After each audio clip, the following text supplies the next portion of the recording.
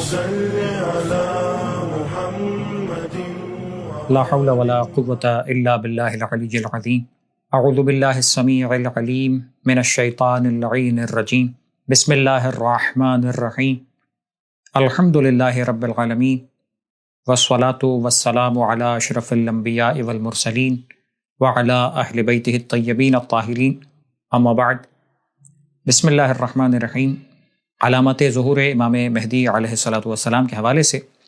جو گفتگو ہماری جاری تھی، ایک روایت جو آپ کی خدمت میں پیش کی گئی جناب عبداللہ ابن مسعود سے، اللہ کے رسول حضرت محمد مصطفیٰ صلی اللہ علیہ وآلہ وسلم ارشاد فرما رہے تھے۔ ایک طویل حدیث سے ایک اقتباس آپ کی خدمت میں پیش کیا جا رہا تھا اور اس کے چند جملے پیش کیے جا چکے تھے۔ تتمے کے طور پر اس حدیث کا اختتام چند الفاظ آپ کی خدمت میں پیش خدمت ہیں۔ آخری لفظ جو میں نے آپ کی خدمت میں پیش کیا تھا، شارب القہوات، کہ جو شراب پینے والے ہوں گے یا قہوات پینے والے افراد ہوں گے، جو آخری زمانے کے اقوام کا تذکرہ اللہ کے رسول فرما رہے تھے، اور اس کے بعد چند ایسی چیزوں کا تذکرہ کیا کہ جو انسان کے اخلاق کی انتہائی گراوٹ کی طرف اشارہ ہے۔ کہ یہ ایسے لوگ ہوں گے کہ جو اپنے آپ کو اس گناہ میں ملوث کر رہے ہوں گے کہ جو عصمت دری کے اور ایک انسان کے لیے بھی شرمناک ترین عمل ہے۔ فرمایا ایسے لوگ کہ جو لڑکیوں سے اپنی خواہشات نفس کو پورا کرنے والے ہوں گے۔ ایک لفظ استعمال کیا جاتا ہے زنا کرنے والے۔ کئی ایسے افراد ہوں گے کہ جو اس طرح سے بچیوں کے ساتھ، یعنی جو لفظ روایت کے اندر استعمال ہوا، اس کا ترجمہ اور اس کا لغت کا جو معنی ذکر کیا گیا ہے، وہ ان بچیوں اور ان لڑکیوں کے معنی میں استعمال ہوتا ہے جو ابھی پختہ عمر کو بھی نہیں پہنچیں، ابھی ابتدائی عمر ہے۔ کہ ایسی لڑکیوں سے، ایسی بچیوں سے وہ اپنی خواہشات نفس کو پورا کرنے والے ہوں گے، ہوس کو پورا کرنے والے ہوں گے۔ اور پھر اگلا لفظ استعمال کیا گیا راکبون الشہوات، شہوتوں میں غرق نظر آئیں گے۔ ایک انسان کتنا گرتا ہے، ایسا کہ اپنی شہوتوں کے پیچھے اتنا پاگل ہو جاتا ہے کہ حلال حرام کی تمیز چھوڑ دیتا ہے، معاشرے کے ایسے افراد کی عزت کا لحاظ چھوڑ دیتا ہے کہ جو خدا نے باعزت قرار دیا۔ ہر انسان کی ایک عزت ہے، تکریم ہے، ایک تہذیب ہے، ایک معاشرہ اور انسان کی ایک طور اور طریقہ ہوا کرتا ہے۔ فرمایا یہ افراد ایسے ہیں، یعنی وہ اقوام کے لوگ ایسے ہوں گے کہ جو شہوتوں کے دل دادا ہیں، ان کا کام ہی اپنی شہوتوں کو پورا کرنا ہے، بس انہیں کوئی فرق ہی نہیں پڑتا کیا حلال ہو کیا حرام، کیا فائدے میں اور کیا نقصان میں، کیا کسی کے لیے اچھائی بن رہی ہے اور کیا برائی بن رہی ہے، فرق نہیں پڑتا۔ یہ شہوتوں کے پیچھے دوڑنے والے اور بھاگنے والے لوگ ہوں گے۔ عجیب کیفیت ہوگی کہ جب معاشرے کے اندر اس طرح کے لوگ تعداد میں کم تو آج بھی ہمیں نظر آتے ہیں، لیکن اگر یہ افراد کی تعداد بڑھنا شروع ہو جائے تو نہ جانے معاشرے میں زندگی گزارنا کیسے دو بھر ہو جائے گا، کیسے ایک انسان اس معاشرے میں زندگی گزار سکے گا جو شریف النفس رہ کر، جو اپنے آپ کو گناہ سے محفوظ رکھ کر، جو اپنے آپ کو اپنی عزت کو محفوظ رکھ کر اس دنیا میں زندگی گزارنا چاہتا ہے، جو اسلام پر عمل کرنا چاہتا ہے، جو مسلمانوں کے معاشرے میں رہنا چاہتا ہے۔ جب امت کا احوال ایسا ہو جائے، فرمایا یہ لوگ ایسے ہوں گے کہ جو اجتماع کو، لوگوں کے گروپس کو، لوگوں کے ایک جمعیت کو یہ چھوڑ کر الگ جانے والے لوگ ہوں گے۔ یہ ساتھ چلنے والے لوگ نہیں، یہ الگ طریقے سے چلنے والے لوگ ہیں۔ اور پھر ایک کیفیت کا ذکر فرمایا، دو علامتیں کہ جو جڑی ہوئی علامتیں، فرمایا یہ ایسے ہیں کہ جو رات کے آخری حصے میں جا کر سوئیں گے۔ طریقہ اور تہذیب انسانیت بھی تھی اور اسلام نے پسند بھی کیا کہ انسان ابتدائے شب میں سوئے اور نصف شب کے بعد بیدار ہو کر پروردگار کی عبادت میں مصروف ہو۔ وہ وقت وہ ہے کہ جب پروردگار سے راز و نیاز کرنا انسان کو روحانی اعتبار سے ترقی کی منازل تک پہنچا دیتا ہے۔ اس وقت نماز شب پڑھنا انسان کو نہ جانے کتنے ایسے نورانی مرتبوں پر فائز کر دیتا ہے۔ تو اسلام تو چاہتا تھا ابتدائی شب میں انسان آرام اور سکون جو حاصل کرنا چاہتا ہے، جو نیند لینا چاہتا ہے، وہ ابتدائی شب میں لے، اور نصف شب کے بعد یا فجر کے قریب کے وقت میں اٹھ جائے اور عبادت پروردگار سے اپنے دن کا آغاز کرے۔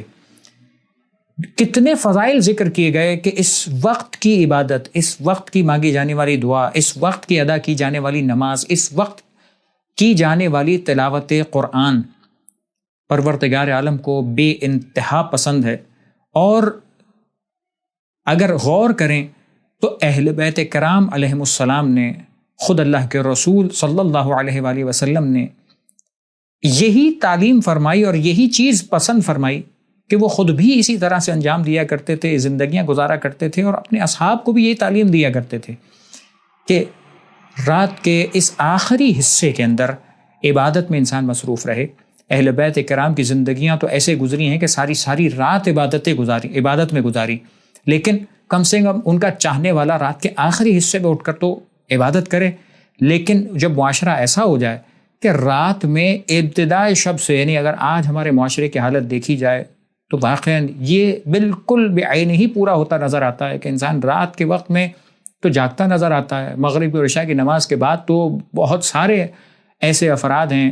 پوری دنیا میں، پرسنٹیج وائز دیکھا جائے تو ایک بڑی تعداد ہے کہ جو رات کے اس حصے میں جا کر تو اپنی اس تمام کاموں کو انجام دینا شروع کرتی ہے، اور پھر نہ جانے نصف شب اور نصف شب کے بھی بعد جا کر ان تمام کاموں سے فراغت پا کر پھر انسان بستر کی راہ لیتا ہے۔ پھر کیا انسان آرام کرے گا، اور کیا وہ خدا کی عبادت کے لیے نصف شب کے بعد بیدار ہونے کا جب وقت آئے گا تو کیسے بیدار ہو سکتا ہے؟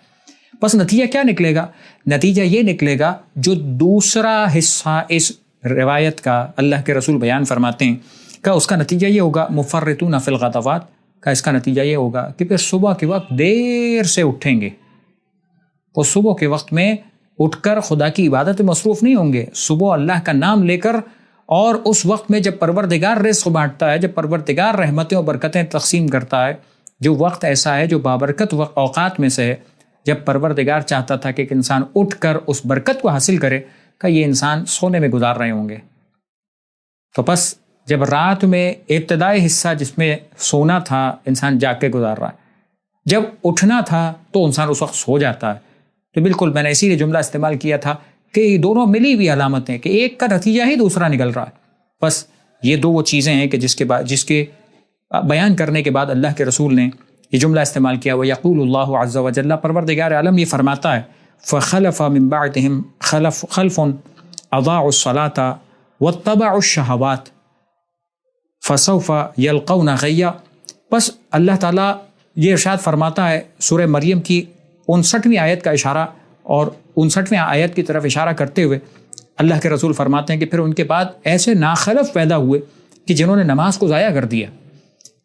جنہوں نے خواہشات نفس کے پیچھے، یعنی اپنی شہوتوں کے پیچھے بالکل پڑے رہے، ان قریب ان کے سامنے مصیبتیں آ جائیں گی۔ بس جب ایسی کیفیتیں ہوں تو پھر سوائے مصیبتوں کے انسان کس چیز کا سامنا کرے گا؟ پھر انسان کس چیز کی توقع رکھتا؟ اور یہ اللہ کے رسول نے جناب عبداللہ ابن مسعود کو اس انداز سے نصیحت کرتے ہوئے یہ جملے ارشاد فرمائے، اور اس کے بعد پھر اللہ کے رسول فرماتا ہے، اب ان تمام باتوں کا خلاصہ خود اللہ کے رسول کی زبان سے، یا ابن مسعود مثلہم مثل الدفلی، ان کی مثال بالکل ایسی ہے جیسے دفلی کا پودا، ایک پودا ہے جس کا نام دفلی کہا جاتا ہے، کہ اس کی کیفیت کیا ہے؟ اس کی کیفیت یہ ہے کہ اس کی کلی بہت اچھی ہے، دیکھنے میں بڑی خوبصورت ہے، لیکن اس کا ذائقہ انتہائی کڑوا ہوتا ہے۔ بس بالکل ایسے ہی جیسے ہم اردو کے اندر محاورہ استعمال کرتے ہیں کہ جس سانپ کو تشبیہ دی جاتی ہے کہ سانپ وہ کہ جس کا نرم اور ملائم جسم دیکھ کر کبھی انسان کو دھوکہ نہیں کھانا چاہیے، یہی سانپ ہے کہ جس کا زہر انسان کو مار سکتا ہے، موت دے سکتا ہے، خراب کر سکتا ہے، بیمار کر سکتا ہے۔ بس یہی کیفیت ایسے انسانوں کی ہے کہ جو مسلمان تو ہیں، معاشرے کے ایسے افراد تو ہیں، لیکن اپنی شہوتوں اور نماز کو ترک کرنے کے اندر ایسی کیفیت میں پہنچ گئے کہ جس کے بعد دین کا لبادہ اور دین کا نام تو فقط ہے، لیکن زندگیوں میں عملی اعتبار سے صبح و شام میں کاموں کے اندر، عبادات کے اندر کہیں دین اور دین کا تصور نظر نہیں آتا۔ پروردگار عالم ہمیں ان تمام ایسی تمام کیفیتوں سے بچنے اور محفوظ رہنے کی توفیق عطا فرمائے، اور دین اہل بیت پر مکمل طور پر عمل کرنے کی توفیق عطا فرمائے۔ وآخر دعوانا ان الحمد للہ رب العالمین۔